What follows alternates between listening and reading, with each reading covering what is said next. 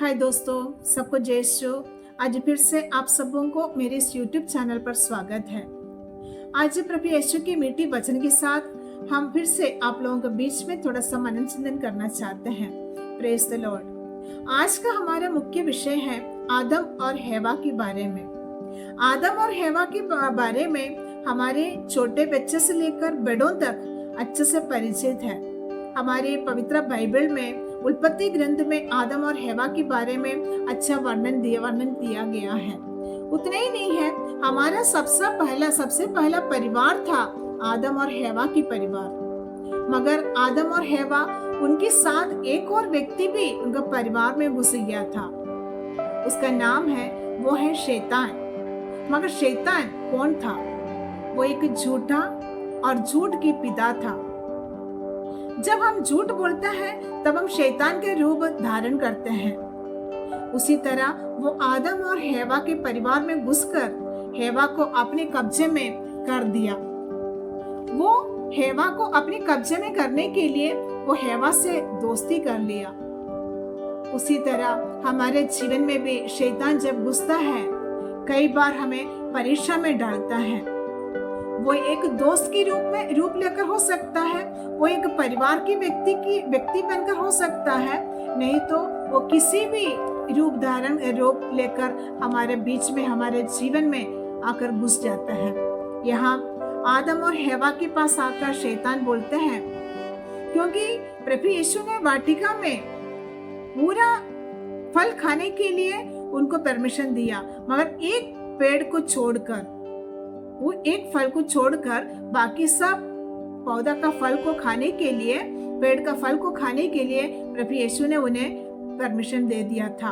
उसमें शैतान वहां घुसकर हेवा से पूछता है, तुम ये फल कभी खाया है क्या? तब हेवा ने बोला, नहीं, ये फल हमने कभी नहीं खाया।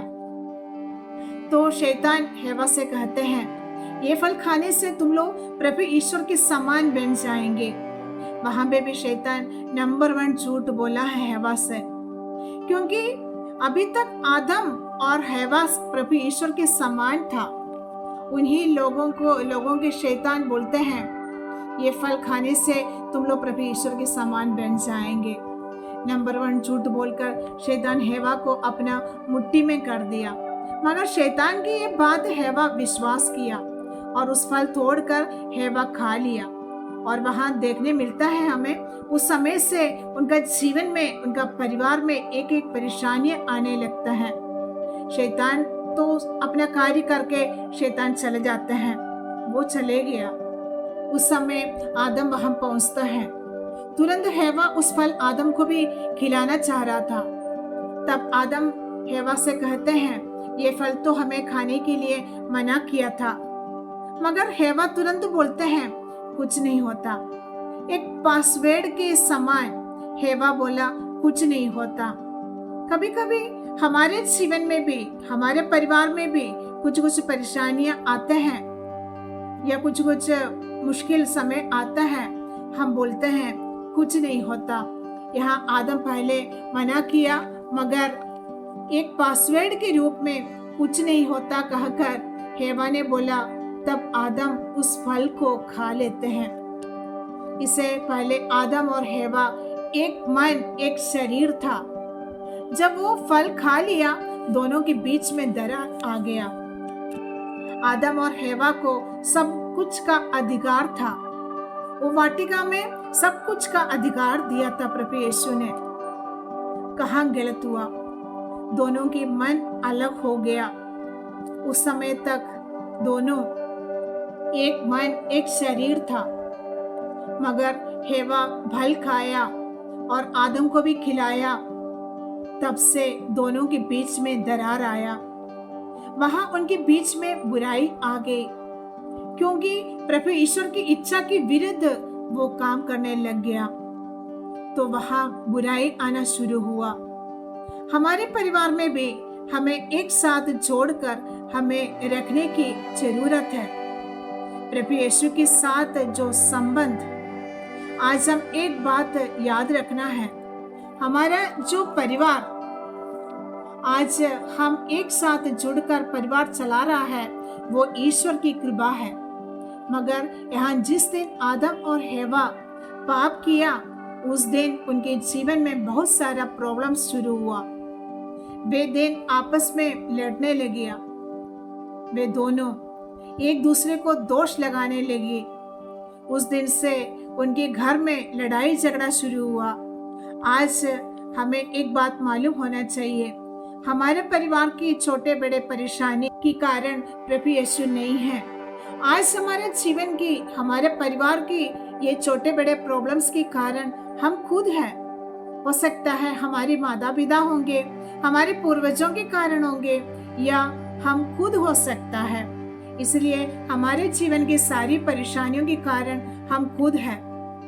उसी तरह कलीसिया एक परिवार है।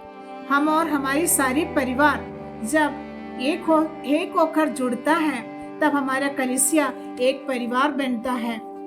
पवित्र वचन कहते हैं, प्रकाशना ग्रंथ अध्याय 21 पद संख्या 3 में वचन बताते हैं, तब मुझे सिंहासन से एक गंभीर वाणी यह कहते सुनाई पड़ी, देखो यह है मनुष्यों के बीच ईश्वर का निवास। वह उनके बीच निवास करेगा, वे उसकी प्रजा होंगे और ईश्वर स्वयं उनके बीच रहकर उनका अपना ईश्वर होगा। ये है हमारा कलीसिया। कलीसिया ही हमारा घर है। हम जहाँ खुद का घर बोलकर घमंड करते हैं, वो कलीसिया के बाद ही आएंगे। सबसे पहले हमारा घर है कलीसिया। हमारा असली घर हमारा कलीसिया ही होना चाहिए, क्योंकि हम बपतिस्मा ग्रहण करते हैं कलीसिया से, फर्स्ट कम्युनियन लेते हैं कलीसिया से, हम दृढ़ीकरण लिया कलीसिया में, हम कन्फेशन लिया कलीसिया में। उसी तरह हमारे प्रभु यीशु की शरीर और रक्त को हम ग्रहण करते हैं कलीसिया में। हम मरने के बाद हमें लेकर आते हैं कलीसिया में। इसलिए हमारा असली घर हमारा कलीसिया है। हम बहुत कष्ट सहकर घर और बंगला बनाते हैं, मगर प्रभु यीशु की वचन कहता है, देखो यह है मनुष्यों के बीच ईश्वर का निवास। वह उनके बीच निवास करेगा, वे उसके प्रजा होंगे और ईश्वर स्वयं उनके बीच रहकर उनका अपना ईश्वर होगा। आज हमारा विचार है, इस दुनिया की सुख मरते तक उस सुख में हमको जीना है। हमारे इस क्रिस्तीय जीवन में हमें हमेशा परेशान करने वाला एक सवाल है, मरने के बाद हमारे साथ क्या होगा? हमारा दोबारा जीवन होता है क्या? हम सबका एक डर है, मगर हमारे प्रभु हमें वादा किया था। वचन बताते हैं, मैं फिर आऊंगा, तुम्हें ले जाऊंगा, अंतिम दिन सब लोग एक साथ एक होंगे।